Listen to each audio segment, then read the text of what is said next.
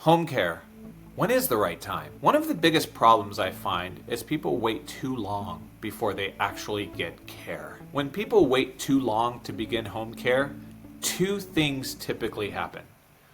Number one, it becomes unsafe, and now they have to react and have much more care than they originally would. When people wait to start care, there are many things that can happen. You are more at risk for having a fall, which we all know the number one reason going into a hospital is having a fall. Are medications being managed appropriately?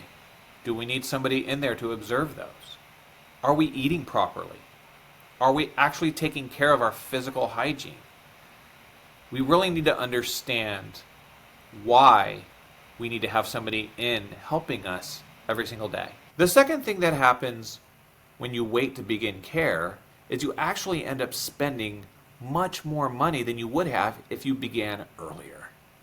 I can't tell you how many experiences I've had with families that when they plan their care, they have a good budget, they can stay within those budgets and be safe. When they don't start the care, that's when accidents happen and you are forced to spend much more money on those aspects of care. The reason you have to spend more money if you wait on care is because you are susceptible to much more injuries and conflicts by being alone. Most of the time, something happens, you go into the hospital, and in order to be released from the hospital, the doctors and their case management, they want you to have around-the-clock care, so you are safe. But if you had care to begin with, most likely you wouldn't have had to go to the hospital. Bringing somebody into your home for care can be intimidating. It can also be expensive. So some of the reasons why people don't bring somebody into their home, the number one reason is trust. How do you trust somebody coming into your own home? That can be very intimidating. The second reason people don't start care is cost. And I have touched upon this already, and we know that if you wait to start care, it's going to cost a lot more in the long run.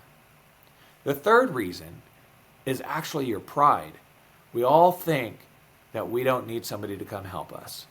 We have to get over that aspect in our mind and understand that when we have that personal caregiver come into our homes, they allow us to thrive and live our best lives and provide great quality of life. Just because you think you can go through this journey alone doesn't mean you should.